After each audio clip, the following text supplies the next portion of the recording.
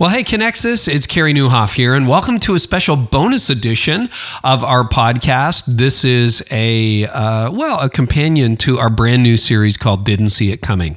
And in that series, I'm going to be tackling 5 of the common life issues that everyone experiences and pretty much no one expects. And the series is based around my book called Didn't See It Coming, Overcoming the 7 Greatest Challenges That No One Expects and Everyone Experiences. And when I released the book in early September, I wanted to do an interview with someone who could sort of flip the mic and talk to me about the backstory behind the book. So we talk in depth stuff that isn't in the book about sort of my leadership journey, my time here in ministry at Connexus, and prior to that at the 3 little churches that sort of amalgamated, came together. Many of us who are part of Connexus were part of those churches, and talk about how I've encountered those 7 issues. So this is sort of raw and uncut. It's me and Ann Voskamp. And if you know her, I know a lot of you will know her writing. She's a multiple New York Times bestselling author. She actually only lives a couple of hours from us in central Ontario. So my wife and I have traveled down to see her and her husband at their farm in southwestern Ontario. And Ann and I recorded this in a church in Listowel, which is not that far from her home.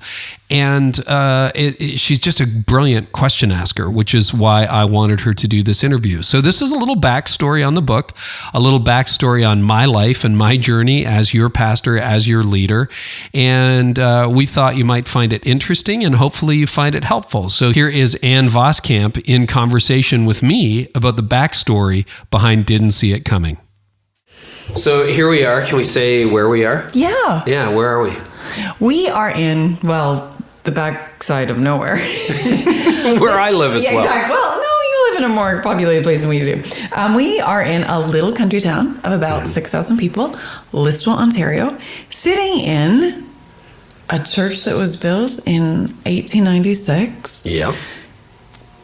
That somehow now belongs to us. To you, to the Voskamp family. Yes, and Carey, this is the first and maybe last podcast that will ever be recorded here, but we needed a quiet space, which is not at the farm with all of the kids, so here we are. Yeah. Well, thank you so much for doing this. It means so much to me. I am honored beyond words. And we got to know each other a little bit over the last year. Mm-hmm. I think it was a green room in New Jersey where you walked in and we kind of connected. We had crossed paths online, so we sort of... We always miss each other at Pearson Airport. Yeah, we did. And actually, you were the first... I had never been in an airport lounge before I met Carey Nieuwhof. Really? Yes. How can you fly as much as you fly? I don't have access to lounges, but you introduced me to the Air Canada lounge in Newark. So. That's right. At least that's one good thing about Newark Airport. They have a lounge. It was good. And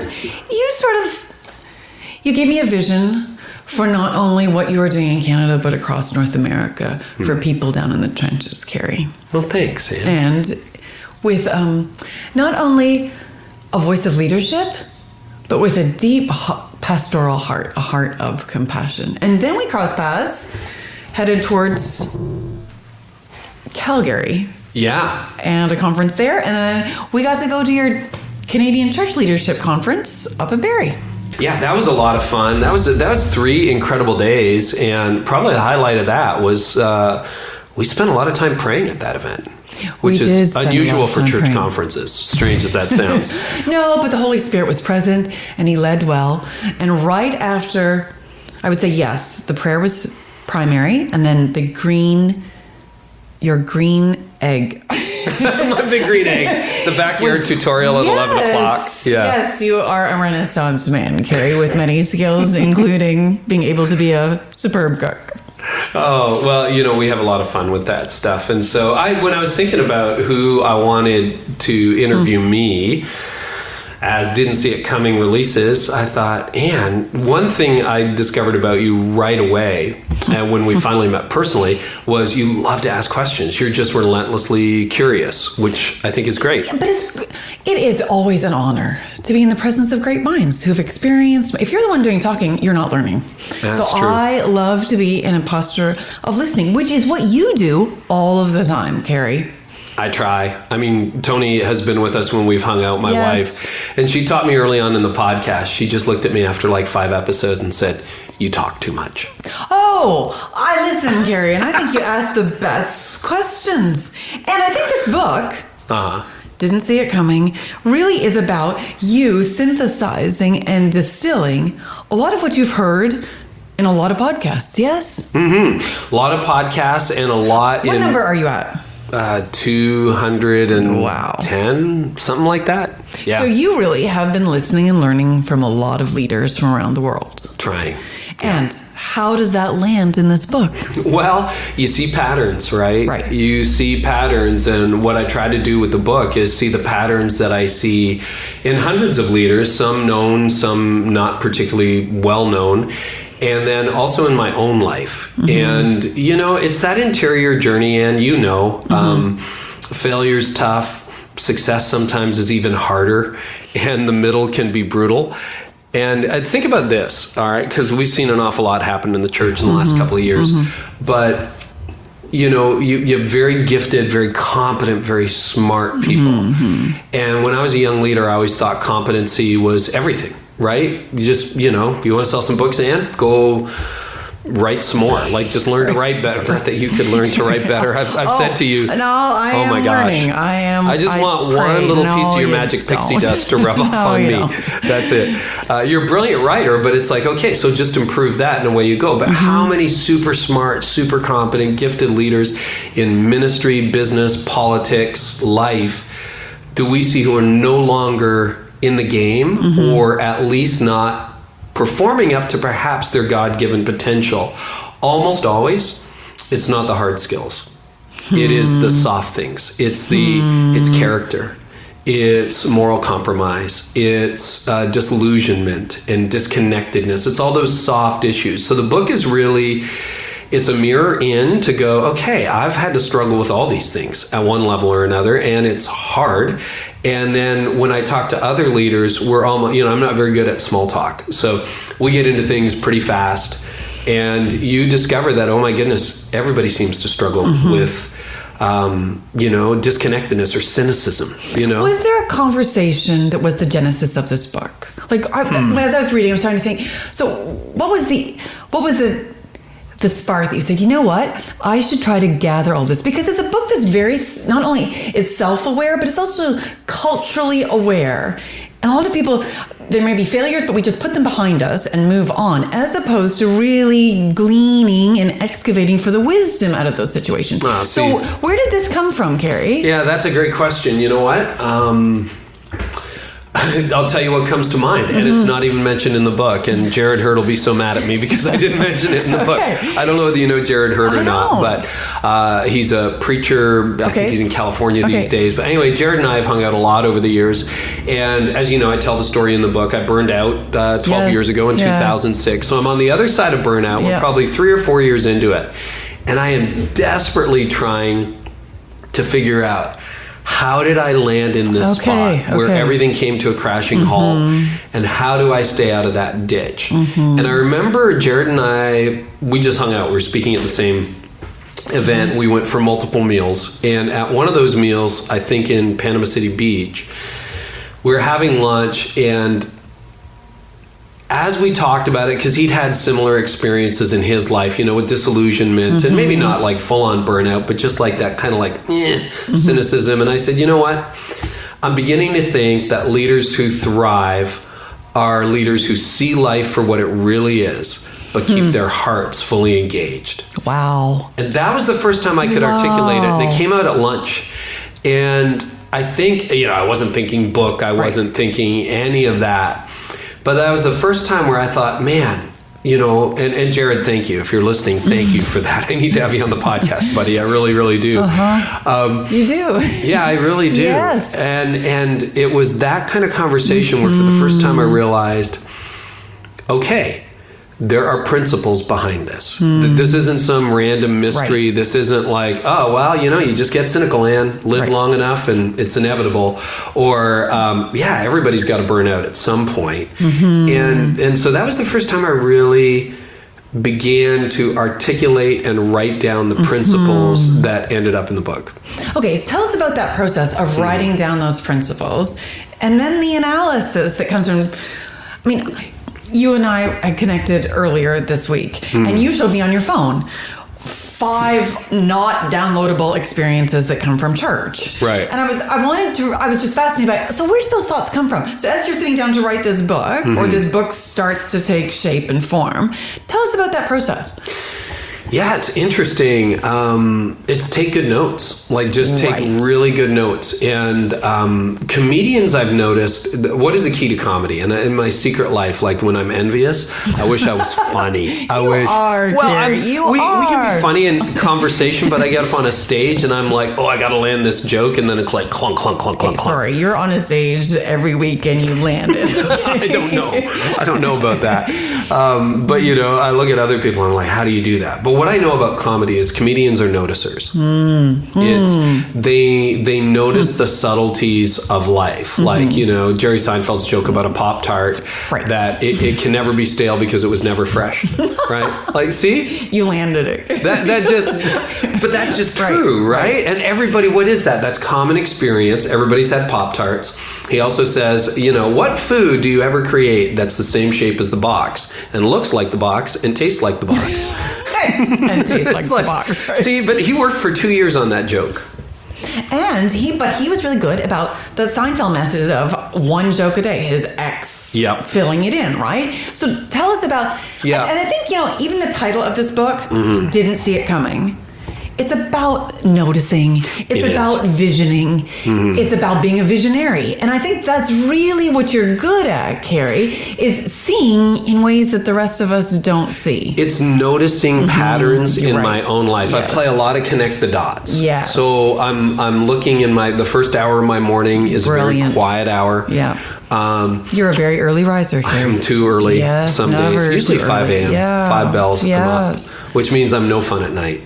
It's like, Tony wants to watch a movie tonight, Ann.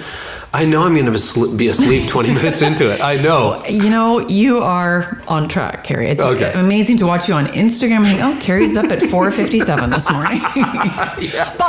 But so it's noticing, and then I've learned to take notes. Now, it's funny. I only spent a year in law. People are always like, how much do you spend in law? I remember so much of that year. I can't quite play it back step by step, but it's close. Like, I remember my office, I remember what I felt like, I remember the emotions, and I remember this is probably where it started for me, because I already knew I was called into ministry. God had dealt with that, and it was like, do I finish law? Do I not finish law? And I was tempted not to finish law. Even when you were in law school, you knew God was calling towards ministry. Yeah, I had a supernatural call into law, or into law, out of law, into ministry between first and second year in the summer of that year. And so the question was, well, do I just go right away? And then I had a few voices, my dad in particular, who said, you should finish what you start. That's good dad advice. And so I thought, I finished law school, got my LLB. Do I go on and do I get my... And I thought, you know what? Okay, if I'm going to be a pastor, how would I criticize pastors? Because I'm still thinking this way at 24, 25. I'm like, here's what most people struggle with pastors. You went straight from high school into seminary. You've never worked a day in your life. And I thought, I want to earn a paycheck for 365 days in something that is completely non-ministry related, maybe the perfect anti-ministry environment. Downtown Toronto law. You know Toronto. I mean, both being Canadians. Wow. Downtown Toronto law. Yep. Did it for a year. And I remember just like at a meta level, just observing and going, wow, all these people, like I know how much some of the lawyers in our firm were making $500,000 a year, and this was in the 90s. Like, that's a lot of money today. No kidding. That's like double it. So the equivalent, like they're doing 7-figure incomes and they're not happy. And I'm like, take good notes. Now, at that time, it was mental notes. I don't know whether I journaled or not. I have like all these old journals I never look at. But my journaling's off again. I'm a guy. It's on again, off again, on again, off again. And then over the last decade, my blog has become my journal. And that's where I'm processing things in real time. And I don't always get it right. Sometimes I'll post something, I'm like, I don't believe that anymore. Or not Christianity. I'm just saying, as far as human observation goes, that was close, no cigar.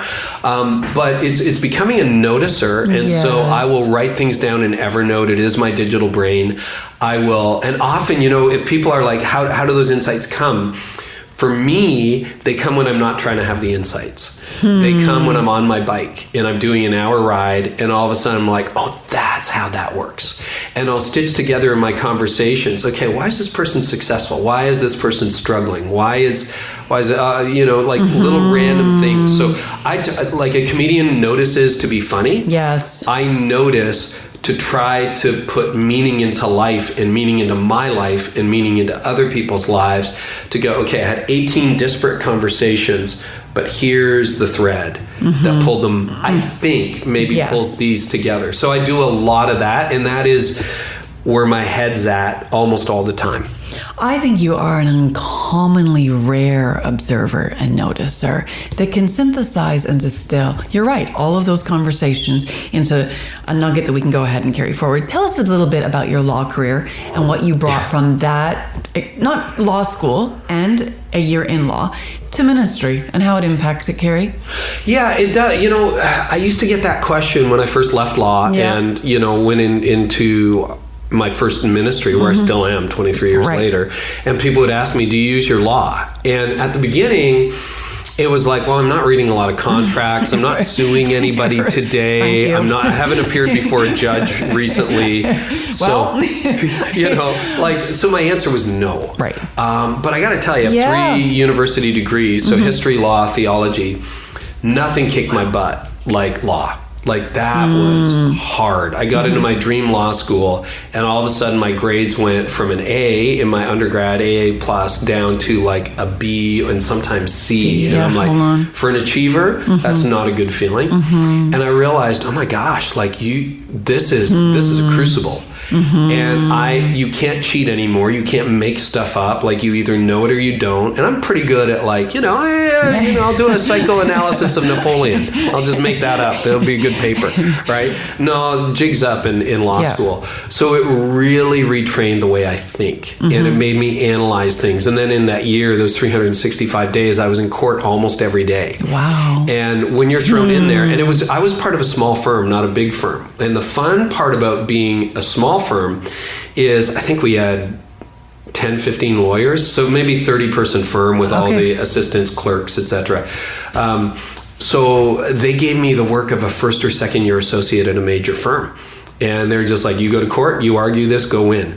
And so you're thrown into it. And, I'm up against lawyers who have been at it for a decade, judges who have heard everything, and it's like sink or swim. So that was a real retraining the brain, learn to think on your feet. Okay, I've got to empathize with the judge, because I've got to think, what is the judge thinking? What piece of information does the judge need to rule in my favor? What is the opponent thinking? And I was surprised. What shocked me was, like, opponents were not particularly well prepared. Guys would come into court, or women would come into court. They'd be shuffling through their papers. I'm here on the matter of what? Mrs. Voskamp. Yeah, what? Right. And I'm like, oh, it's not that hard to win at this game. Right. And so we had a really good year. But what I've realized is that process over 5 years, because there's 5 years, I think, 5 years from starting law school to call to the bar. And that retrained the way I think. So people are like, where do you get your ideas from? I analyze like a lawyer. That's what permanently changed it. And I think you can see that as you read Didn't See It Coming. You are actually anticipating what the reader is experiencing. And that comes through in every page. So that you're meeting felt need, page after page after page. Tell us a little bit about, I love the subtitle of this book, Overcoming the 7 Greatest Challenges That No One Expects and Everyone Experiences. Who can pick up this book, Carey? That was an interesting subject. So that was when I first came up with the idea. I said, this is a church leader book. Right. And then my agent said, no, I think it's broader than that. And they started sharing the first chapter on cynicism, which is the chapter I wrote for the proposal. Right. It was the first thing I wrote in the book. Yep. And I thought it was like for older leaders over 40 who have grown cynical. Right. Jaded. And then, jaded. And then they start sharing it with millennials. And millennials are like, no, this is me. Yep. And then I thought, okay, it's for all leaders. And then, I've spent 25 years creating almost churches that unchurched people love to attend. Yes. at our church, I thought maybe I could write this for a broader audience. And then when Penguin got a hold of it, who's the publisher, they thought it would be just broadly applicable. Yes, and so I've kind of narrowed it down to everyone. Everyone's the worst marketing thing in the world, right? But literally. Do I think everybody's going to read it? No. But the same kind of person, the 7 Habits of Highly Effective People, exactly, it's a reread for me. So who reads that book? You know what? Stay at home. Everybody who wants to grow. Exactly. Everybody who wants to grow. You nailed it. Anybody who's interested in getting better. And that can be the stay-at-home parent. Totally. That can be the unemployed person who's like, you know what? This won't do anymore. I've got to get my act together. So anybody who's motivated to get better, and then, it's not a huge, it's not like nobody's ever written on this before, but there are so many books on, how to become a better X, or how to become a better Y, or how to grow your business, or how to scale your company, or how to grow your church, or whatever. And I've got lots of resources in that space too. But this is like all the stuff nobody really talks about unless you have a really good friend, a really good counselor, or a really good dinner club, right? Like where you're having these conversations. So anybody who'd be interested in self-improvement, you're exactly right, who wants to grow. Okay, so you started, first chapter was on cynicism. Yeah. I would think that, I've written about this before, the end of the age of cynicism. I think cynicism undermines so much of the work that we bring to the table. Tell me a little bit about why you started there, Carey. It was, I wish I had a better answer to that. I'm not 100% sure why I started with cynicism. Did it play into your own burnout? Oh, yeah. Yes. Yeah. It was probably a lead indicator rather than a lag indicator. Because what happens with the cynical is you lose your curiosity, you lose hope. And, what is burnout and depression? It is the death of hope. Yeah. It is the loss of hope. And so what happens with cynicism is, let's say you're, at 20, you're 90% hopeful, 10% right? By 30, you're maybe 50-50. Yeah. By 40, I was 10% hope, 5% hope, 90% cynical. And it sneaks up on you. It's frog in the kettle. It is. I didn't even know how warm the room was until I looked at the thermometer. And so for me, it probably was a lead indicator into burnout. And it happens because your hope gets killed again and again. So I tell a story in the book about Roger and Mary, not their real names, but we had a really small church. It was 6 people when I started, and they were some of the first people to come to that church. And it was pretty clear early on that they did not have a lot of money, that they were poor. And hey, we are the church. Isn't this why we're here? This is why we're here, right? Yeah. I'm young, I'm 30, and the church didn't have any money. We had no money, but everybody pooled their money. Acts 2. Here's some gas money. Here's money for the heat bill this month. Here's let's band together and help. And it wasn't every month, but quite regularly we helped. I did pastoral care in those days because when you have 6 people, you have no excuse not to. So I'd go to their house and try to help them through their problems. And soon you realize, okay, these are not solvable overnight. They've been here for a long time.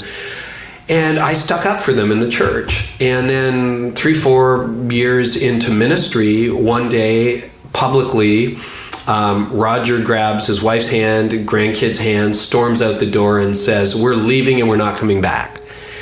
And I'm like, what? And so I'm chasing them out into the parking lot, and I'm like, what is going on? And they said, "You don't care anymore, and you haven't done enough for us." Yeah. And I'm like, immediately my mind goes, are you kidding me? There's nobody. On the list, you are number 1. I have not spent more time with anybody else. We haven't given more financial aid to anybody. And they storm off into the car, and I try to make it better. Okay. And there's no happy ending to the story. Yes. They left and they stayed gone. And then all of a sudden, what does that do to your heart as a young leader? Right? So for me, it's like, man. And the next time somebody needy came into the church, I'm like, oh, I know how that ends. Right. And you start projecting past failures onto future relationships. And then, usually it's not one round for most of us. It's it's 5 rounds, it's 10 rounds, it's like 10 of those people, and then yet I had some friendships collapse around Tony and I. That was really personally hurtful. And you just eventually get to the point where it's like, yeah, I'm not making friends anymore. And hope was almost dead. And even though you preach it on Sunday, right? This is where a lot of pastors find themselves. You're preaching it Sunday, but you're not feeling it Monday. And so what is that? And that is the chapter that's been most read. It's the free chapter on the pre-release. And like the mail... Where do people find that? They can find it at didn'tseeitcomingbook.com. Okay. And fortunately, I think, it depends when this airs, but it should be out today or very soon. You can get the whole book, but the people are like, man, you're reading my mail. And this seems to be just an epidemic that we all start out at 20 so hopeful and idealistic, and then by 30 it's gone. How do people nourish that hope that's dying? How do you revive it when it's withering and it looks like you don't even know how to keep watering it at all? The good news is the gospel is the antidote. The bad news is it's hard to get there. So when after those guys left and then a whole bunch of other stuff happened and those close personal friendships kind of collapsed on us, I remember I went through a whole year, and you know Tony, my wife, she's lovely. 5'3". I'm like literally twice her size, over 6 feet tall. I would go into social settings hiding behind her. This is in the middle of my burnout. Not a very good strategy. And I said to her, I said, I don't need any friends anymore. Classic guy response, right? Like, I don't need friends. I can do life without it. And then I realized after a year, that's so dumb. And then I realized, okay, well, you know what? If you're going to make friends, that means you can get hurt again. It does. And that meant I've got to put my heart, I've got to reopen my heart, I've got to put it in my hand, and I have to put it out Offer it, yes. And if we get to know Daryl and Ann, and Ann rejects me, or Daryl doesn't like me, Carey. like it means I could get hurt again.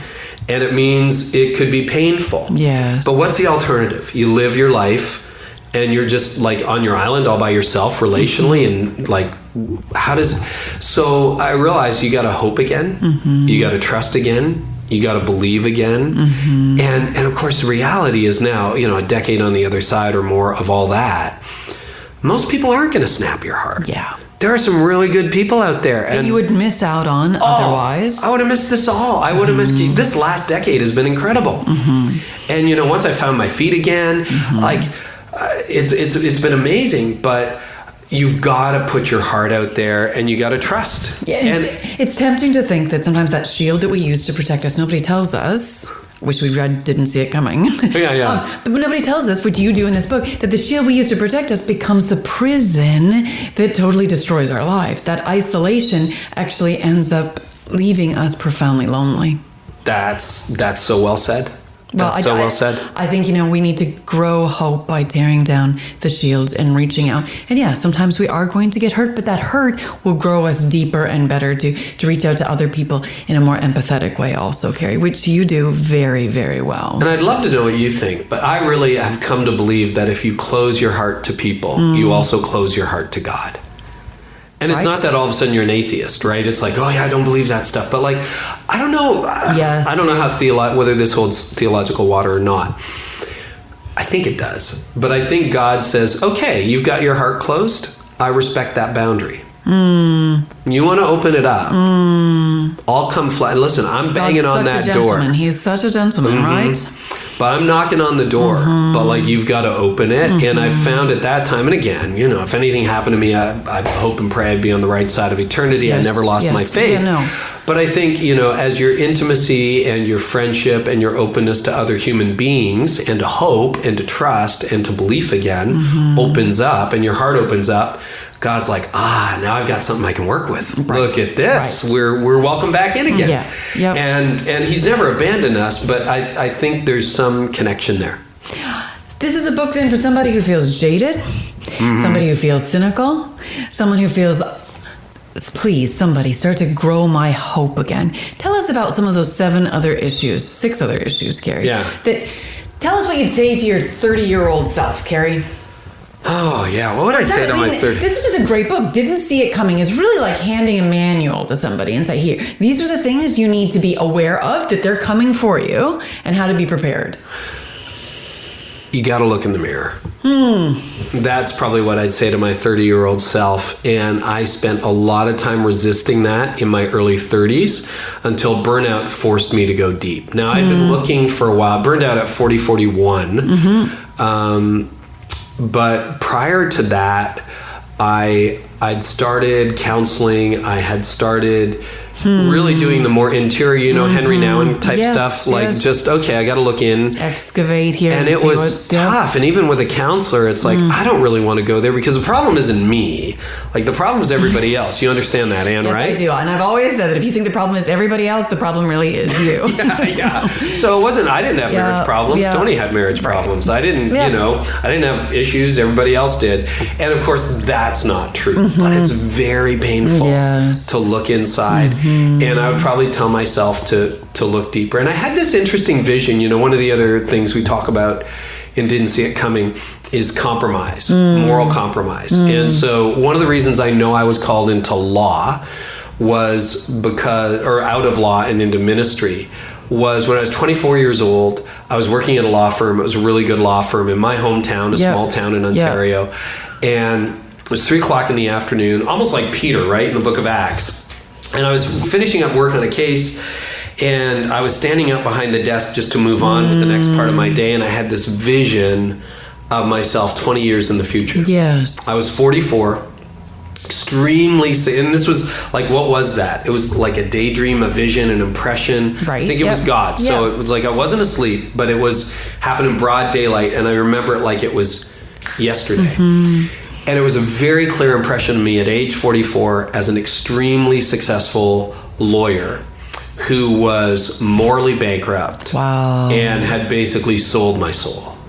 And I'm like, oh my goodness. And I just knew in that instant, just a knowing, I'm like, law is not my future. I don't want that to be my future. Tony and I were dating. We were almost engaged.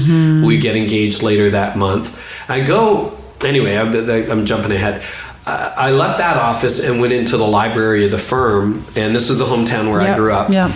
And I'm looking out the window, just trying to process this all and pray like, God, what is going on here? And I've never thought about this. And I heard this prompting that said, you should be in ministry. And I looked down the road, and there's the church I grew up in. And the only part you could see from the law firm window was the pastor's study. And the sense that you should be in there. And I'm like, are you kidding me? Right. Like really, like I was shocked. And I never grew up in church, but like never ever thought about being a pastor. And I always felt sorry for pastors because I thought they had pathetic lives. Glad that you do that, but like, thank goodness that's not going to be me. And then I go to, the day's almost over at that point. I go to pick up Tony, my soon-to-be fiance. She was working down the road, and we're driving to my parents' house for dinner. I didn't tell her a word. Pick her up. And as we're driving to my parents' place for dinner, she says to me, have you ever thought about going into ministry? We had never talked about it. Oh, wow. And I'm like, you'll never believe what happened at the office. Yes. But, I thought that moral compromise vision was a vision about law. And I realized even in the process of writing the book, it was actually, that happens in ministry too. Where you, and in any walk of life, where you just make 1,000 little compromises, and suddenly you're not the person you thought you could be. And by the grace of God, there's no headline, there's no affair, there's no embezzlement, there's none of that. But like, you just think about the way that compromise can happen in your life. And I think competency gets you in the room, but character keeps you in the room. Wow. And that's all those soft issues, right? Okay, so tell us about, how does a person remain a person of character? I think for me, it's boiled down to almost a mathematical formula where you have to work twice as hard on your character as you do on your competency. Like, oh, wow. And that's an interior job, Carey. Yes. That's done at 4:30 a.m. It is. And guess what? Nobody pays you to do it, right? They're going to pay you to take a course. They're going to pay, oh yeah, we'll give you that book or that resource or whatever. And you'll get promoted if you work on your competency. But the thing about your character is you don't get, but nobody asks you to work on it and nobody will pay you to work on it, but they will fire you if you don't. Do you do that in community? Character? Oh, yeah. In terms of accountability, in terms of someone being able to ask you hard questions, your no people as opposed to it's easy to be surrounded by all yes people. Yes. What does that look like for you, Carey? I think it's personal and communal. Yeah. I think there's part of it where, we have a lost art of confession in this culture. Are you really confessing your sins? Are you really ridiculously honest with God and with yourself? And then, fortunately, Tony, my wife, she keeps me extremely honest. She's a truth. Yeah, she's a grace person, but when it comes to being your spouse, she can be very I don't get away with a lot, which I'm grateful for. One thing I've noticed in all of my encounters with you, Carey, yes, incredibly brilliant and thoughtful, a rare noticer and observer, but you are a person of deep humility. I have seen you time and again when it's easy. I think sometimes as leaders, we are all leading people regardless of what that actually vocationally that looks like, but it can be easy to become defensive. And I have seen you time and again be in a posture of humility and teachability and receive other people's feedback. How do you cultivate that on an ongoing basis, Carey? I find it breathtaking watching you do it over and over again. Well, first of all, thank you. I appreciate that. I don't know that it's true. You should live on the inside of me. I have seen you in situations where I have been like, if that was me, I would be defensive. And you never are, Carey. I'm learning. I'm naturally extremely defensive. I have not seen it. I have been taken aback at how humble you have been. Well, part of it is the more you know yourself, right? Yes. John Calvin, yes, without knowledge of self, there's no knowledge of God. Without knowledge of God, there's no knowledge of self. The more I know myself, when I was 23, I was like, I'm going to take on the world, both guns blazing, here I come. I'm so smart. What a gift to humanity. And now I'm like, I'm lucky I can even get out of bed and that anybody listens to what I have to say. As I joke to my kids all the time because they roll their eyes from time to time, I'm like, people actually pay me to speak, that, right?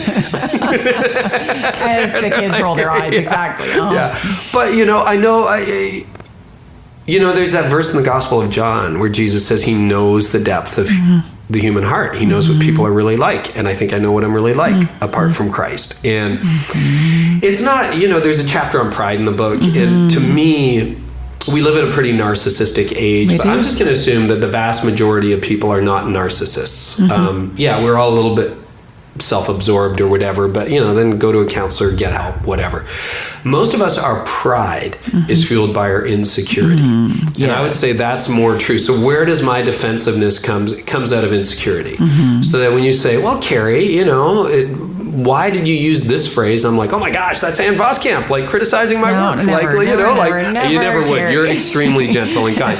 But I'm like, whoa, there's a part of me that still gets that way. And then my favorite definition of humility is C.S. Lewis, who says that, as a lot of us know, humility is not thinking less of yourself. That's false humility, right? False humility is, I'm a terrible communicator, Ann, thank you. And you going, I really can't write. Well, actually, you can. God has given you a gift. No. He has. But it's just thinking of yourself less. And so I'm trying to and be open.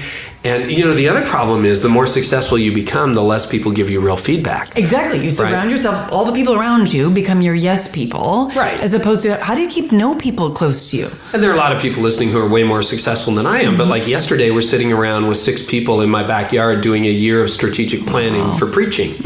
And one of the questions I ask is, before lunch, is I said to people, I would love some honest feedback. Now, I'm the founding pastor, so I no longer have the power to hire and fire. But, I carry a lot of clout in that church, and we've grown a lot over the years. And part of me, as I'm asking the question, is I don't know that I'm going to get 100% truth around this table. And the reason I wouldn't get 100% truth is not because they're liars. They're amazing people, but because there's that power imbalance. Because I started the thing, and because nobody wants to hurt my feelings. And Tim Keller, Scott Saul's mutual friend. Yes. So highest esteem. Isn't he great? He is. Yeah. A gift to the church. So one of the questions I asked Scott on my podcast was, what's it like to work with Tim Keller? Right? Who wouldn't want to know, right? I'm like, there's my celebrity gossip tabloid part of my podcast, right? Because I just want to know, and I'll never forget what he said. He said, do you remember? Well, and he speaks so... Well, go ahead. I know what he has said of Tim, yes. But he said he takes criticism so seriously. Yes. And he says, like, oh, well, this person must be right. Or, okay, maybe if it's poorly motivated, what is the 20% of it that is true that I can learn from? And I'm like, oh my goodness, sometimes I look at what somebody says on social and I just want to make fun of them. The cat avatar and 30 followers. I'm like, well, I'm not going to take that very seriously. And that's the darkness in the human heart. But I think for me, honestly, a lot of that if there is humility, it comes out of dealing with my insecurity. Because insecure people will always struggle with humility. Insecure people, like my insecurity, will force smarter people out of the room. You'll always want to be the smartest person in the room because, you're just threatened by leaders who are better than you. And it's one thing to assemble a team and say, I set up my podcast gear. We have this. How many times have I done this in the last 2 years? Twice? I'm hoping this interview captures. We have really smart tech people at our church. I have lots of smart tech people in my life that do that kind of thing. It's another thing to say, no, I'm actually going to get another communicator or another writer who is better than me on my team. And then you're like, whoa. Are you ready for that? But how do we grow if we're the smartest person in the room? Exactly. Like, I always think I want to be the dumbest person on my team because you're right. We know who we are. So surround ourselves with people who are a lot smarter and we'll go a lot further. No, I 100% agree with you. 15 years ago, I wasn't there. Today, I'm getting there. And, when I feel that, that pang you get, that wince you get when you're like, ooh, they liked him better than me, this person did better. I've spoken at events after you, Carey. No, but, it's like, and then you just got to surrender that to God. And Andy Stanley's got a teaching that I think just nails it. Because under insecurity is jealousy, right? And what Andy wrote in Enemies of the Heart is just so good. And he says that to overcome jealousy, you need to celebrate what God is, or leverage what God has given you and celebrate what God has given others. Oh, wow. So isn't that good? Yes, that's good. Man, that's amazing. Yes. Or, wow, that was a phenomenal talk. Yeah. And then you get up there and say, well, now it's little old me. So I'll just leverage what he gave me. Right? But otherwise you become the one talent steward. Right? The biblical parable where you're like, well, you didn't give me enough and I'm going to bury it in the ground and I'm going to be angry and resentful and say, why didn't you make me as funny as bright as smart as articulate as successful as? I hate you. And then God's like, oh, well, But he buried that talent because what? He did not know the character of God. He says, you were a hard man. Yes. But when we know the character of God, that God is good and he's entrusting into me what he knows I'm going to steward well. And I think, Carey, you have stewarded so well. Tell us a little bit about how you've killed pride. How have you struggled with pride and then how you have uprooted it. Well, I don't know whether I've uprooted it. No, I think it's like a weed in your garden. It just comes back every year and it comes back every day. Yep. But dealing with my insecurity has really helped. So pushing other people into the spotlight, that's something I learned from my good friend Reggie Joyner, who I borrowed that phrase from him. It's just you've got to create a platform for others to stand on. Yep. So even with the podcast, people said when you launched all the time, it's like, what do you want to do? And I had people saying you should just read your blogs and make it a podcast. I'm like, because I love these conversations. And so my job on the podcast, when the mic isn't flipped like it is today, and we will reflip the mic and I'm going to interview you and pick your brain. Okay. I want you to know that. But is like to shut up and listen and be curious. That's it. So I have a rule where I try not to speak more than 5% of the time when I'm doing the interview. Wow. That's a good life model. I was reading last week, Francis Schaeffer was asked if he had an hour to share the gospel with someone, how would he spend that hour? And he said he would spend it 55 minutes listening and 5 minutes sharing. So he knew how to go ahead and engage the person, which is exactly staying in that posture of listening lets your 5% that you're going to speak matter. And that's a change for me because I used to be the advice giver. And hey, I still have a blog, I have books, blah, blah. But I used to be the advice giver. And you know what what I now think about that? I will still give advice if people ask me, but I try to listen. And then I try to learn. Half the time, I was trying to solve a problem the person didn't have. Because right. you give me 15 seconds of your, Daryl and I are blah, blah. Oh, and I know exactly how to solve that, blah, blah, blah, blah, blah. And then it's like, well, that has nothing to do with the question you were going to ask or what your real need is. So I think listening has been really important. Being quiet. Like yesterday was a long day. We had a retreat, then I had a phone call, and then we had dinner with friends. And I didn't quite have time for a bike ride.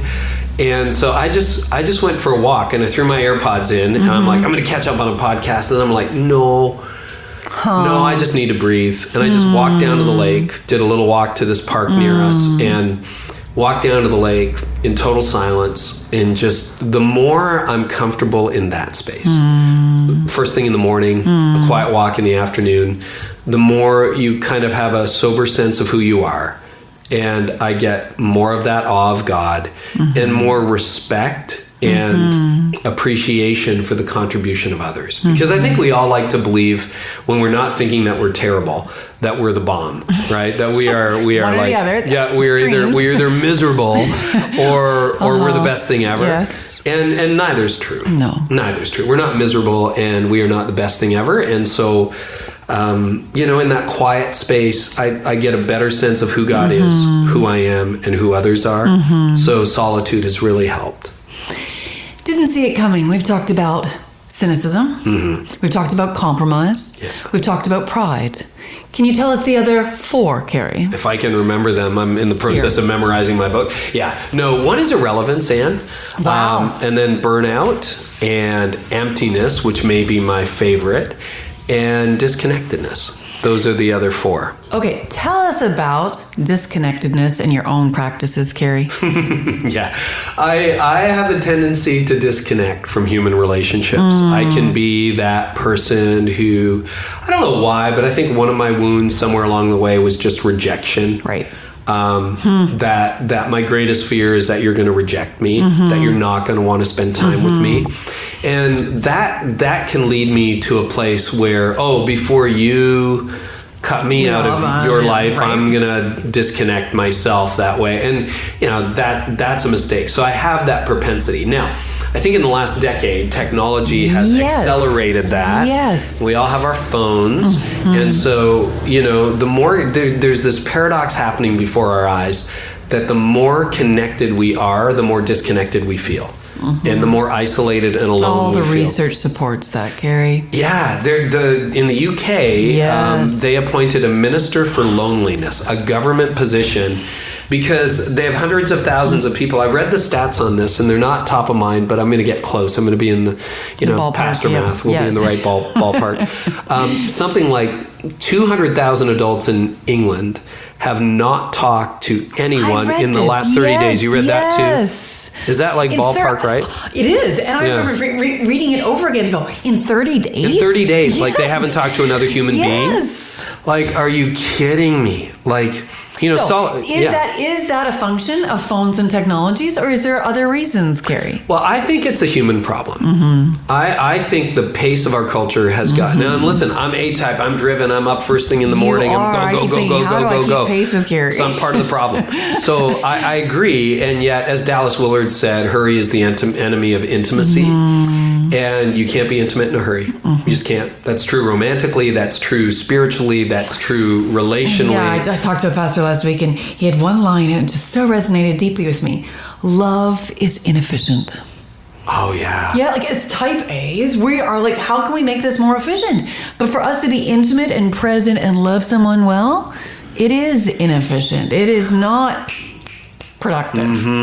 So I think, and to think back to our childhood, a lot of us, if you think back, pre-technology, pre-cell phone, pre-social media, the whole world was perfect. It was great. No, it wasn't. I mean, a lot of people had the dad. Yes. My dad wasn't like this, but, the dad who always disappeared into the garage and worked on his car that was never finished. Right? Because he didn't want it to be finished. I was going to say that. He did not want it to be it's not quite ready yet. Right? I gotta work on the engine some more. And that's disconnect. disconnection, or, the family that just sits down in front of the TV, or the sister. Remember when there was a second line for teenagers? There was a teenager phone? Yes. Yeah. And the teenager who just sat in her room all day, or the brother who was stuck on video games forever, or the mom who was just distracted with her friends and never, quiet kids, Right, totally. never had time, or the dad who worked too much. So, this is a human problem. And we have a propensity. Hey, at the very heart of the human condition is disconnection from God and disconnection from each other. So it's a theological problem. And it was funny because I don't know what made me do this, but about a year ago, as I was writing the book, I think it must have been the weirdest day, because I've never I watched the show when I was a kid. I downloaded the entire catalog for Little House on the Prairie. Oh, wow. I bought That doesn't seem like a Carey thing to do. No, it's totally out of character. And my wife doesn't even. She's never said, let's watch Little House on the Prairie. I've never said, let's watch Little House on the Prairie. But I don't know why I did it. It's just the weirdest thing. I haven't got an answer, but it was like $49 on iTunes, and I just binge purchased it. So the only thing I ever watched was the pilot. So this is set in 1870, filmed in 1970. So, wow, 100 years later. So it's 50 years earlier, filmed, and then describing something that happened 150 years ago. So it's so slow. It's like how you're watching a movie today and it's like jump shots and reaction shots and explosions and car chases, and even in a drama or a comedy, it's like your face, someone else's face, like boom, boom, boom, boom, boom. That's cinematography today. The camera stays on ridiculously long, like awkwardly long, and then there's no plot. It's like there was a squirrel today. That is an hour-long episode for the pilot. We think we saw a squirrel. Now what? Right? Or we're gonna put the roof on. That is and it just talked about a time where people really didn't have a lot going on. And listen, homesteading is hard. I would die in 10 minutes. I understand that. All right. If I was on Survivor, I would vote myself off the island. So I have no skills. I'm out. I have no skills. I'm a pastor. So I'm not trying to. But you know what I'm saying, right? Yes. Is it is just a different pace. And so I think that importance, like Tony and I have had some rules, never had a TV in the kitchen, never had a TV in the living room. Once we did. And then never TV in the bedroom, that we try to have conversations. We try to make those relational spaces. In the car, we never got the DVD player for the kids when they were growing up, because we wanted that to be about conversation. And so there have to be some no-fly zones, and so 90% of the time my phone is on Do Not Disturb. Wow. If I really need to take a phone call or a text, I will take it off. But I miss all that stuff. And it helps me have focus. It helps me stay focused in the moment. And then I'll have a break in an hour or so. I will look and see I missed 3 phone calls and 20 texts. And I'll catch up then. I think that's what I love about Didn't See It Coming, is not only do you give us eyes to see and be aware of what's coming at us so that we're prepared, but you tell us exactly, like the subtitle says, you tell us how to overcome those challenges. Yeah, that's the idea. For cynicism, right, you have the gospel, which is it's almost a Jesus juke. Of course the answer is Jesus. What else you got? Curiosity. The curious are never cynical, and the cynical are never curious. And so if I can cultivate... Go ahead. I think the cynicism... To be a curious person, you need to be enthusiastic about life. Right. And I think a lot of jaded people and cynics, there's nothing to be enthusiastic about anymore. How do you stay curious, Carey? I think, and this is where in your prayer life, thank you. That is a good question. It's a hard question. I think in your prayer life, you have to not give up. That there are days where you go to God and say, my well is dry, yours is not, I feel nothing, but I'm not leaving. And I think you can have days like that. And then I think you need to do what we talked about earlier, where you're like, okay, I'm going to make a new friend. By Christmas, I'm going to have a new friend, or I'm going to go deeper with this one friend, and I'm going to open my heart, and I'm going to go there. And then the little hack of curiosity has helped me a lot. I want to be, because cynics don't care, and they already know. So, I know how this ends, Ann. Yeah, no, I can tell you. If you launch your own podcast, this is the way it's going to go, and this is what's going to happen to you, and I understand the business, and blah, blah, blah. Cynics are no fun. So there we're seeing the tie of humility and curiosity together, right? Exactly. So curiosity is like, well, tell me more. Or reading outside your field. Like I downloaded this bird app this summer just to cultivate curiosity. They have these things, and it doesn't really work, so I wouldn't recommend it. But like in my backyard, and you and Daryl have been to our backyard. Beautiful. Well, we have birds. Like in the spring, it's you get woken up by those, woken up by birds. And so I want to start identifying bird calls. It's just this hobby that lasted 4 minutes. But so I'm trying to record these bird calls, and then I'm really listening for birds. And there was this one call that was like, whoa, I don't know what that is. Of course, you never hear it if you listen for it. And so I'm sitting there after my devotions, trying to read a book, trying to pay attention like at 5 o'clock in the morning, 6 o'clock in the morning. And finally, I identify the bird with this huge call, and he perches like 20 feet from me. Still don't know. I think it's a wren. I don't know. They'll get that wrong. The birders, you can let me know. Because the app really was bogus, totally bogus. But anyway, it's this thing like the size of your thumb, Ann. And when it lets out this huge bird call, its whole throat and body just like, and I'm like, well, I didn't know that. And well, I didn't know that. Yeah. And so how can something that small make sound that big? So that's what I call cross-disciplinary learning. What do I know about birds? Pretty much nothing. Other than they're in my backyard and I'm going to learn some stuff.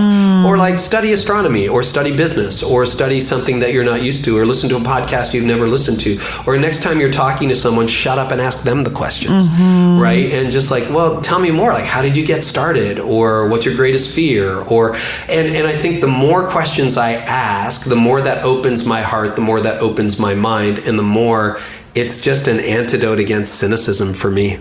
Wow. And you know what?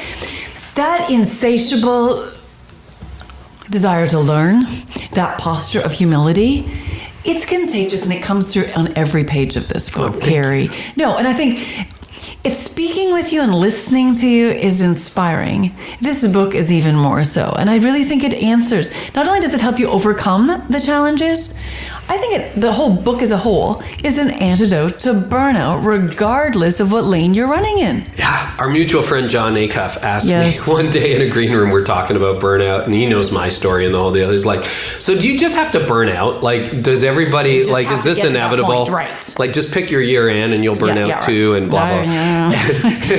Right. And I think the answer is no. And that's the hope. So it's a little bit of recovery for those who have been there. But, if you haven't burned out, do you have to go down that road? No, I don't think you do. No. I think there are things I could have done in my 20s and 30s that would have made burnout avoidable. Now, God can redeem everything and does. And He has. And I learned my lessons the hard way, and I learned this one the hard way. The last decade's been a lot better. But I think you're right that, your marriage doesn't have to be completely disconnected. That if you have a few simple disciplines, you can actually have a relationally rich, I want to pick your brain. Can I flip the mic? No. Yeah, okay, yeah, I can. I'm going to. It's your podcast. You can do anything you want. Conversation. I have this theory called the death of conversation, where I've noticed, and I'm blaming social media, and I love social media. I'm on it all the time. But where I think social media has made us all into mini broadcasters. So, we're used to today I'm picking zucchinis or whatever I happen to be doing. Yesterday. That was you yesterday. That's right. And you have a great garden. But anyway, so, or I'm barbecuing the big green egg or whatever. And so I've found in a lot of conversation these days that, and Tony and I, we've seen this again and again, where we don't have to say a word. People just broadcast at us. Oh, this and blah, blah, and they don't ask us any questions. Have you noticed that? I have noticed that. But I think my world grows richer when I ask questions of somebody. And honestly, you're right. A lot of times you don't even have to ask anything and people are just talking. But if we can create a space where people ask questions, we stay in a place of being enriched. And I'm not sure, is that a social media issue that... I don't know what it is. I think I've seen a change. I feel like I got asked more questions a decade ago than I'm being asked today.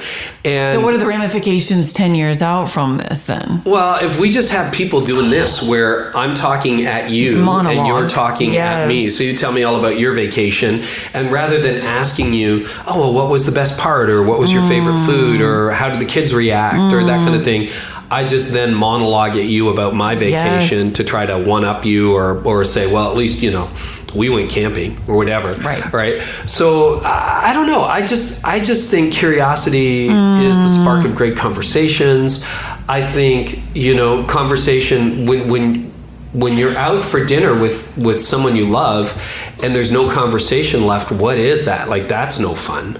Well, I think when there's no conversation, we have bankrupted intimacy. Yeah. And I think we've negated any possibility of collaboration and synergy. Yes. I think that comes out of a conversation, as like the monologues, you're missing each other and only waiting for a space for you to get to talk, right? But I think the great ideas are birthed out of great conversations. You're totally right. And that's the heart of collaboration, is co-laboring. You're doing this together. I think that's so true. So to me, it's things like that. It's like staying curious. It's staying connected through conversation and real relationship. It is trusting again, believing again, working twice as hard on your character as you do on your competency. That those are the things that have made these last 10 plus years so much better. And it's not like my life was a train wreck before. God used it. And, we had some incredible moments, but that doesn't mean it can't get better.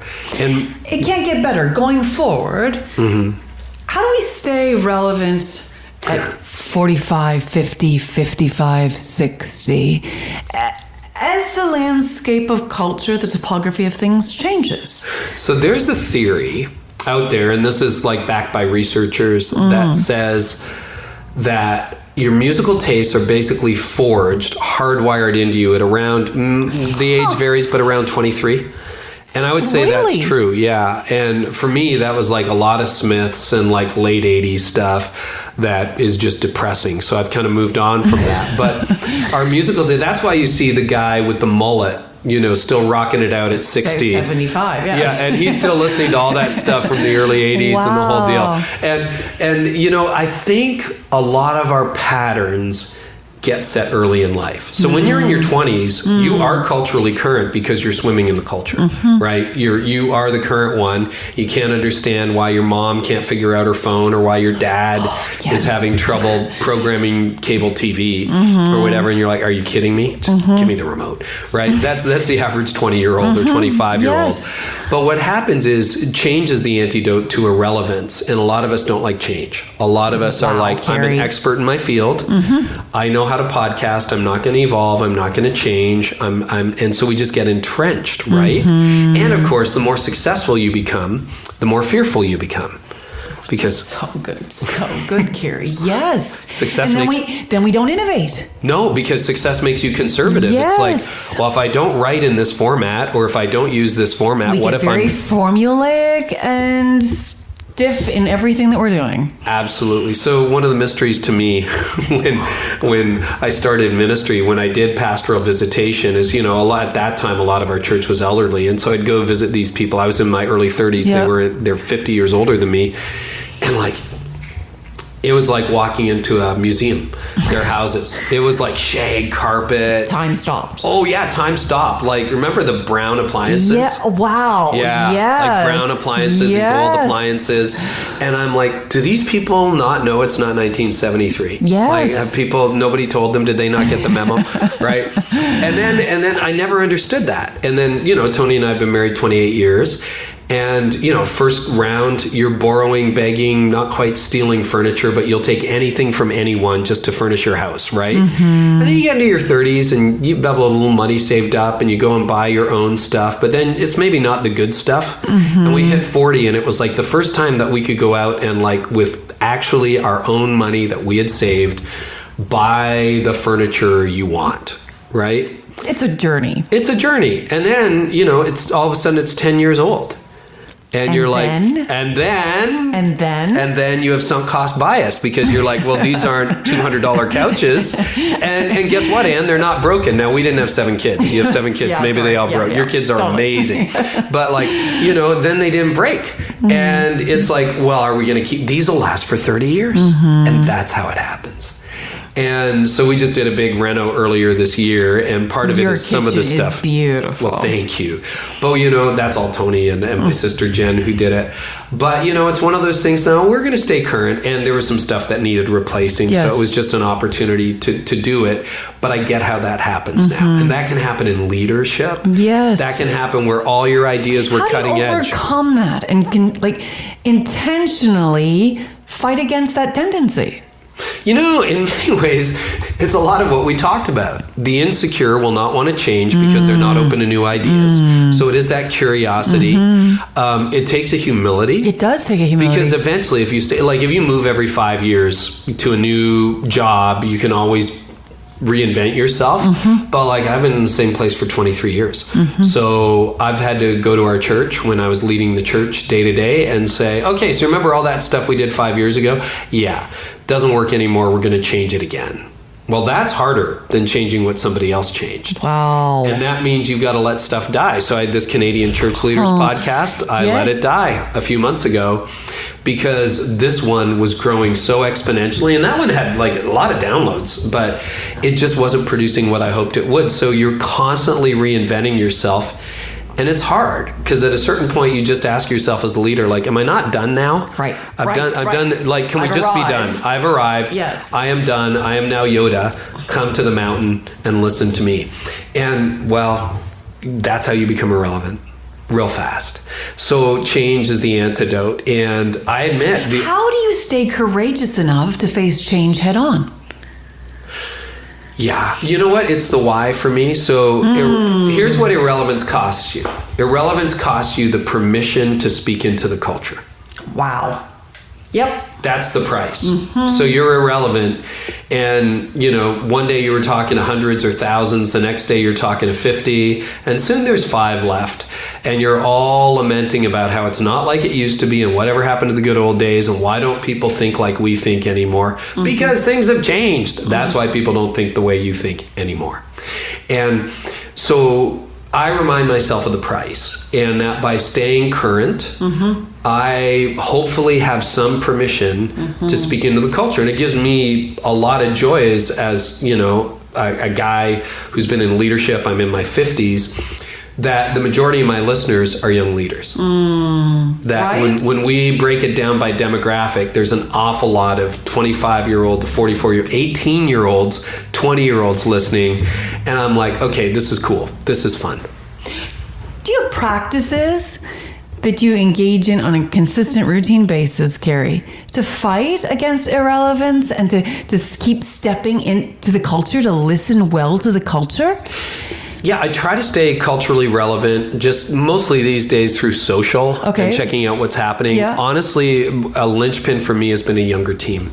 To always surround myself with younger people. So yesterday for the Connexus strategic planning, so good, I was the oldest by a decade, and most people around the table were 20 years younger than me. My team is all 15 to 30 years younger than me in terms of the podcast and the blog. I have a 20-year-old executive assistant. I hired him when he was 19. Wow. Yeah. Okay, so are you giving him space then to push back and say this is irrelevant? Yep. Yes. Yep. I hope he feels he has that permission to say nobody really hangs out there anymore. What are you doing in that space? And I hope my team has permission to push back. Of course, our challenge is everything's up and to the right now. Right. And so when that happens, and that's the leadership principle of the sigmoid curve, is you have to be prepared to blow it up before you decline. You have to be prepared to change before everybody realizes you need to change. And that's hard for leaders when things are growing. So we are making adjustments as we go along, and the team has permission. He's new. So, he's 3 months in because Sarah, my long-term EA, who again is 20 years younger than me, has baby number 2 that she is caring for, and she'll be back, I'm sure, next year. And we want to make room for a lot of younger leaders on the team. But really having those younger voices in your life. Otherwise, you're the 40-year-old club or the 50-year-old club or the 60-year-old club, and you're all going for lunch talking about why it's not the way it used to be. Yeah, not growing at all. No, totally not. Somebody picks up this book, didn't see it coming. They get to the last page, Carey. What do you hope they've come away with? Two things. Yep. Insight into, wow, that's what's going on. Now I get it. Yeah, that's on every page. You've been reading my mail. Yes. And then help and hope. I guess that's three. Help, like, okay, there's some actual practical steps. Like, if you don't want to be cynical, do this. If you want to stay relevant, giving people practical tools do this. Here. Yes. Yeah. If you want to guard against the emptiness, it's probably this, and this is where you need to go. So it's help, and then ultimately hope. Like, it's not over. You don't have to stay in low-grade burnout. You don't have to stay cynical. You don't have to stay disconnected. Like, this is just because it's your present, or maybe it's been your past, doesn't mean it's your future. So that's my deepest hope. That's what, Mark Batterson has said, every book sold is a prayer answered. And I love Mark. I mean, Mark. I love Mark. But when I heard him say that, sorry, Mark, I apologize. I kind of thought, oh, that's a nice Christian thing to say. But the closer this book gets to launching, the more I'm like, no, I get it now. I get it. Like that it's a prayer answered. And so I just hope it feels like hope. And I hope it feels like help. And you may feel as the author that every book that gets into hands is a prayer answered. Reading this book for the reader is a prayer answered, Carey. I think it's your vulnerability on each page. You have been very transparent about your own burnout and what that journey is like. What would you say to somebody who's right in the midst of it right now? It's not over. This is not the end of the road. It feels like it. It does.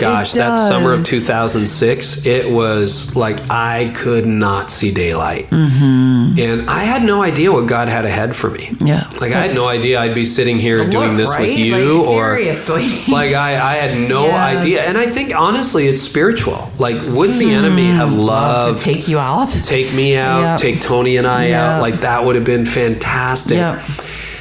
And just don't quit. Don't quit. I think you're most tempted to quit moments before your critical breakthrough. Wow. Get help. Get some help. Tell a friend. Break the silence. And then just hope again. And the other thing I would say, because I have another friend, and I tell this story in the book, and it's public who it is. He said it's okay. But Jeff Henderson was going through a really tough time a few years ago. Just, his dad had died the year before, and just some life issues showed up. And I remember talking to Jeff about it. He flew up here to Canada, and we hung out up in Muskoka. And we're walking down to the lake, and for the first time, I'm telling him about his life, and he's asking me questions about my burnout, and I started to cry. And it was the first time I ever felt grateful for my burnout, where I realized that was probably a gift. And I said to Jeff, because he was on a 30-day sabbatical, he's like, this isn't going to be done by the end of the 30 days. Right. I'm like, okay, Mr. A-Type, like, hang on just a second, right? And I just remember saying to Jeff, hey, Jeff, if God wants to take you deep, it's because he wants to take you far. Oh, wow. Wow, and the deeper you go, the further you can go. Because if I had a shallow recovery, a superficial, like what I wanted every day was like, oh, I woke up, I'm doing great. No, if you're willing to, God's... This book wouldn't have been in our hands. I couldn't have done that. Yes. It was on the decades since the Reconstruction that I'm able to connect dots that I was never able to connect before, that maybe is help or hope. So I would just say, if it hurts and you've gone deep, it's probably because God wants to take you far. So don't give up, don't quit, don't short circuit it. And if you know somebody who's in the midst of burnout, hand them didn't see it coming. Yeah. Literally hand them hope. Carey, can you give some leaders some tools, some practical tools, how to combat some of the issues that they're facing preemptively before they hit that burnout?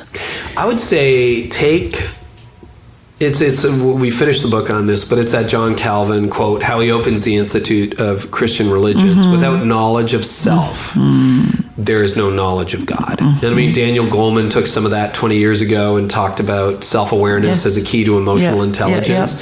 But that is the stuff that holds so many of us back. And I'm thinking, I'm hoping, praying the book will be a bit of a mirror.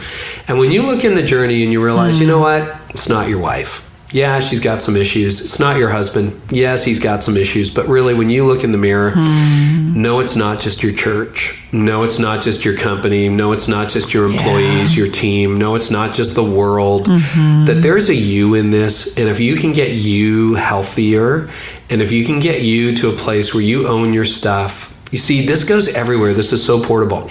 You're a better spouse if you're married. You're a better parent. You're a better leader. You're a better friend. You're a better citizen. And I know, looking at my life, 12 years on the other side of burning out. And the whole book, just so you know, is not about burnout. That's just one chapter, one section. But it's a lot more fun. And, you know, my kids have read the book. And their reactions, responses.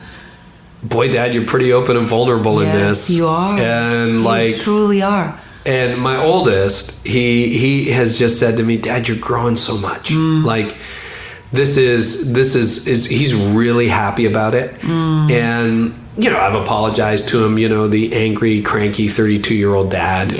Homer Simpson, angry dad, one of my favorite episodes. But anyway, you know, I had moments like that, but we have a rich relationship and a great relationship now. And your kids see the progress. You know what it is, Ann? A lot of leaders, if you're not 28, you might think it's too late. I'm 35, I'm 42, I'm 55, I'm 60. It's too late. It's not too late. Your kids are watching, the world is watching, God's cheering you on. You can make, like, think about it. If you have a 75-year-old dad who's chain smoked his whole life, and then he calls you today and says, you know what? I quit and I've turned my life over to Jesus. Does that impact you? Yeah. How can it not? I know. And so, you know, you're 75 years old listening to this going, I've wasted my entire life. No, you haven't. No, you haven't. No, you have not. No, and your kids are watching and your friends are watching and heaven is watching. So don't give up. No, and every single day for each of us is day one. We get to wake up, fresh mercies, new every morning. We get to begin again. Carey, I remember sitting up at your beautiful home with your beautiful wife, and you were talking about Didn't See It Coming, and how you have poured your heart into this book. And it's everything that you would want to say, you have made sure it's in these pages. You talked about how your favorite chapter in this book is emptiness. Can you tell us why? Yeah, nobody else likes that chapter. I'm kidding. No, they like it, but they're like, no, it's a cynicism one, or it's the pride one, or whatever. Well, it's hard to choose, Carey. You know what, for me, Ann, and I think I know enough of your story that you can probably relate to this. Like, I never thought that things would turn out as well as they have turned out. That I would be able to do what I do, not only on this podcast, but, you know, in a blog that gets read by millions of people, and to speak around the world, and to you know, that God has given me these opportunities that He's given me.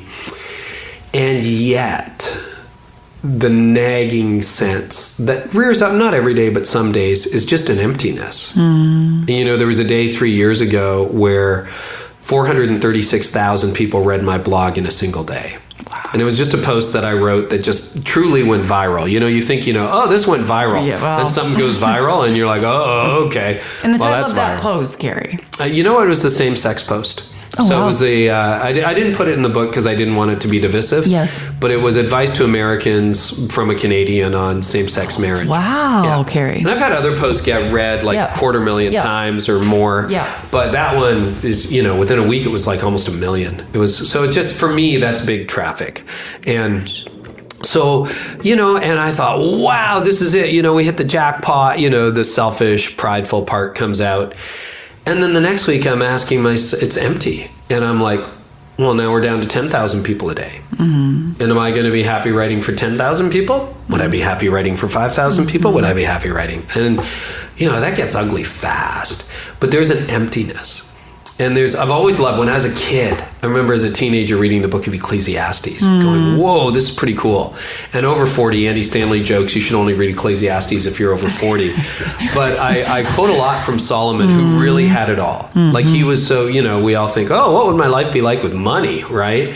Well, he had so much money, he devalued silver in his lifetime. Like, imagine having so much money that you devalue, silver, like, or gold. That's crazy. And, he had everything he wanted, rightly or wrongly. And when world leaders came to visit him and see him for his wisdom, it was better than the press reports. Like, that never happens. And so, he had it all, and his conclusion is, it's meaningless. Absolutely meaningless. And I'm like, God, give me that money, give me that influence. I will try to get to it. I will do it better. And I will find meaning in it. And of course, we know that's not true, right? So what is that? And when I've really analyzed that in my own life, on those days when I feel empty in light of everything that God has given, or even seasons where maybe it's a bit drier, I'm working for my kingdom.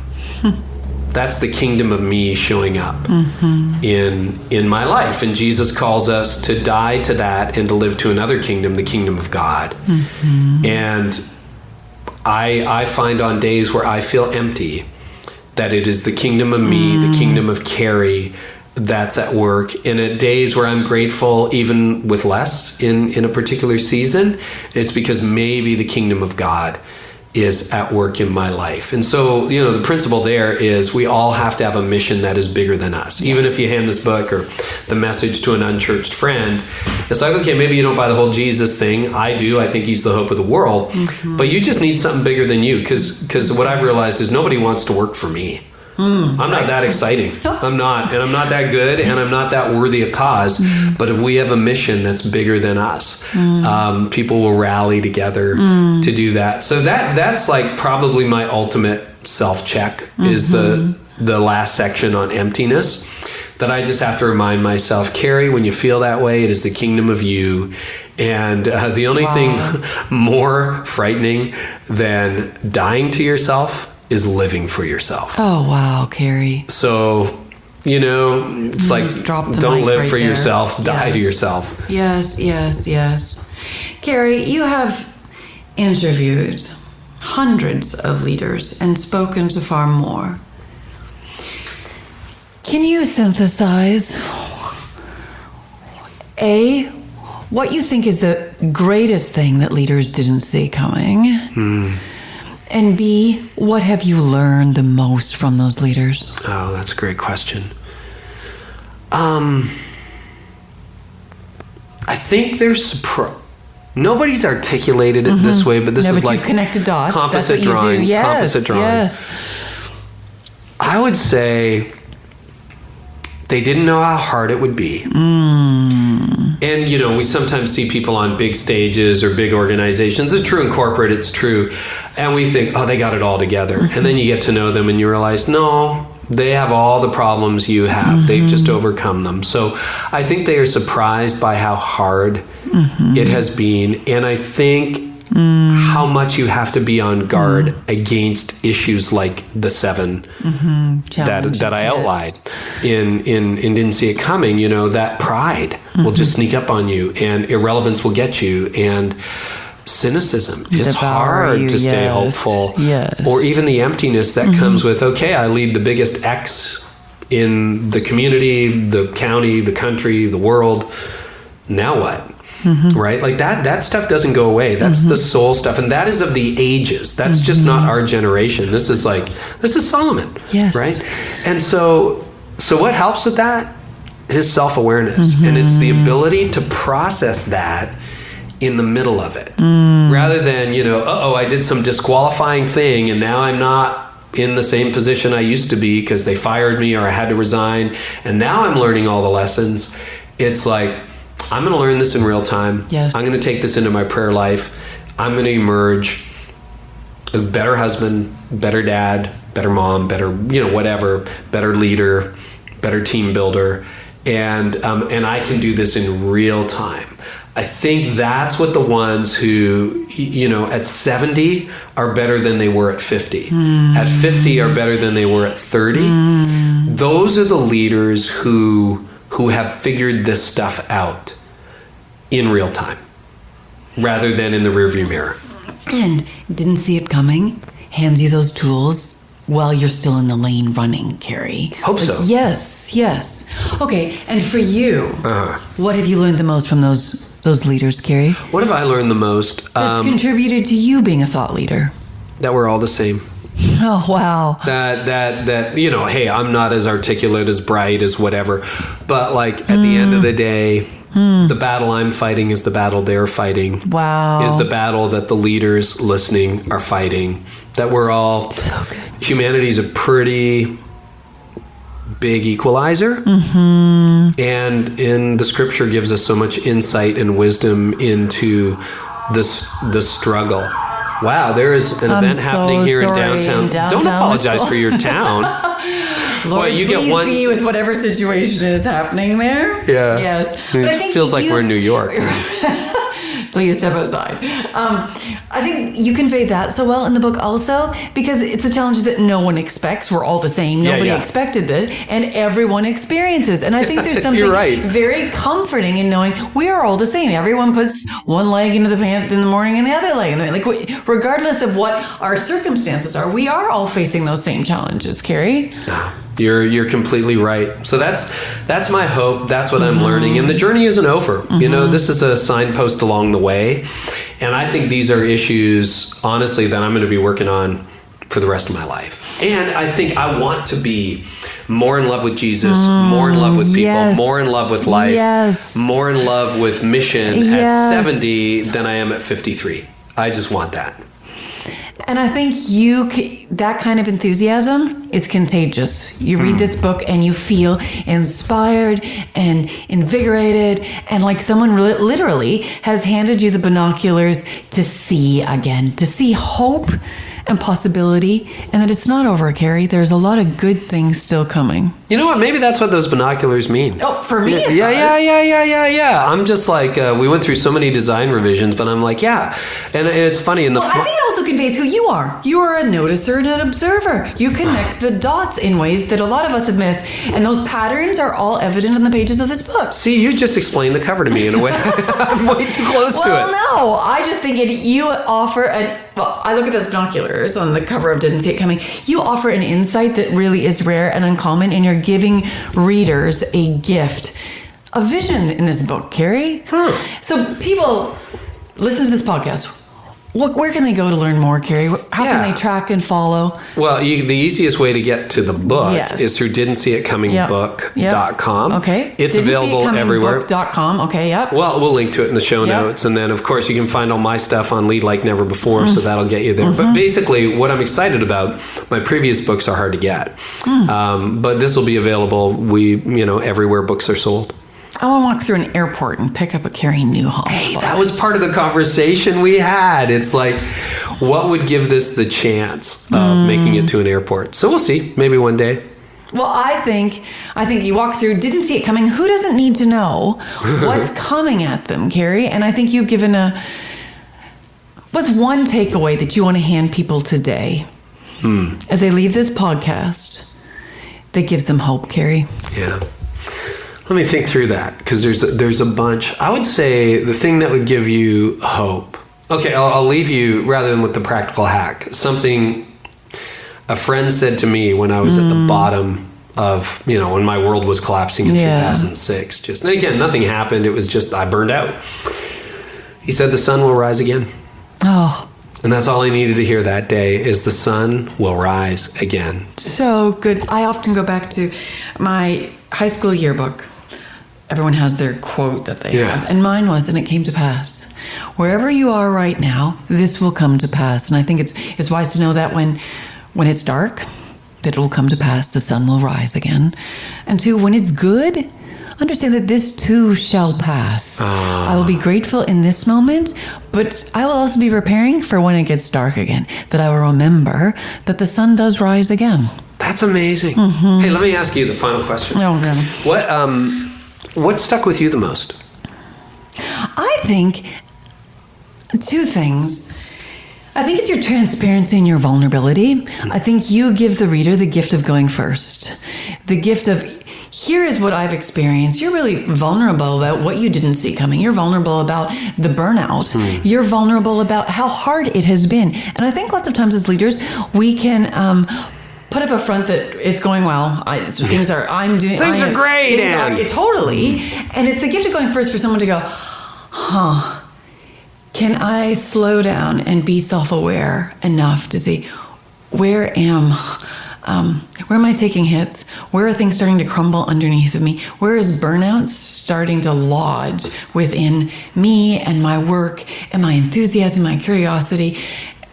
And I think that process of you giving them the gift of vulnerability gives them the gift of courage to face what have I not seen coming that is now actually starting to disable me in my race here. I think that is, I think it's what your kids saying when they read your book. Ma, you've grown. I think you being vulnerable and transparent gives other people the courage to sit down and say, where do I need to grow? And I think, Carey, what is really helpful, I mean, it's easy enough to go ahead and say, these are the challenges that no one expects everybody experiences. But can you give people the tools to actually overcome them? That's the hard part. And I think you are a master at connecting the dots.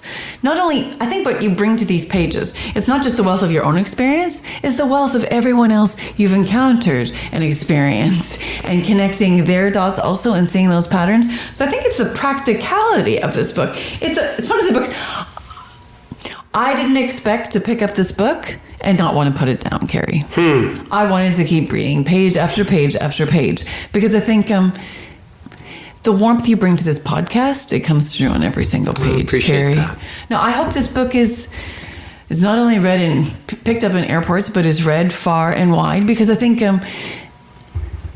who of us, I mean, talking to my dad this past week at 65, can you hand people tools so that they have the hope to get out of bed tomorrow, that they feel resurrected, for their dreams are resurrected again? And I think that's what you're doing in these pages, is resurrecting people's dreams, because you hand them tools to see it's going to be hard and there's going to be battles. What do you have in your hand, your toolbox, to go ahead and fight down the giants so that you can keep your eyes on the dream, on the purpose, on the calling?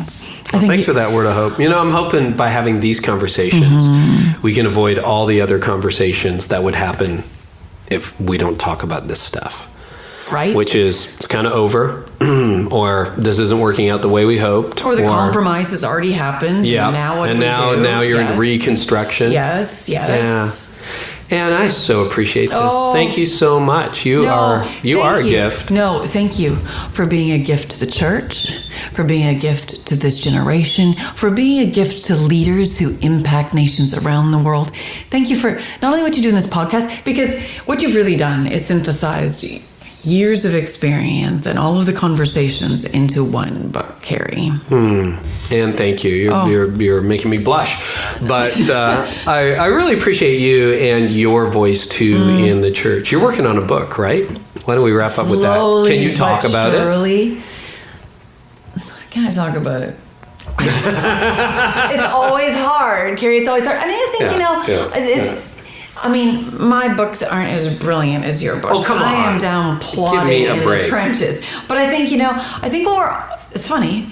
You talked about this book, your book, Didn't See It Coming, being about handing people hope and the tools to keep cultivating and growing hope in their lives. And the subtitle of my book is A Dare to Hope in the Way When There Doesn't Seem to Be a Way. Love it. So I think, I think that really is, in an age of cynicism, in an age of burnout, in an age of technological bombardment all the time, how do we dare to hope? And I think hope really is what we're all hungry for right now. Yeah. So pick up Carey's book first, and mine will be a couple years down the road. So okay, I always say last question. But this can I say this? And I don't want to embarrass you, but I thought it was absolutely fascinating. Every writer has a different discipline of how they write. And when you told me how you write, I'm like physically, how you actually write a book. So I want you to imagine, listeners, how you think Ann Voskamp writes her New York Times bestselling books, and on my knees. On your knees, I got pictures of like this amazing, and you've invited Tony and I to your house and everything, but like, tell us how you do it. Well, I have been in your office. Actually, I seen your office online before, and I thought, oh my goodness, Carey, your office is dreamy. I have a complete office crush on Carey Nieuwhof's office. So mine is not as beautiful as Carey's, but I actually write on with a standing desk and a walking treadmill. So I think it actually, research shows that as we're exercising, as we're walking, we're actually pumping more blood and oxygen to our brain. I think a lot better when I'm walking. Yeah, so you're actually on a treadmill walking at 2 miles. New York Times bestsellers. Yeah, whatever. Walking at 2 miles an hour.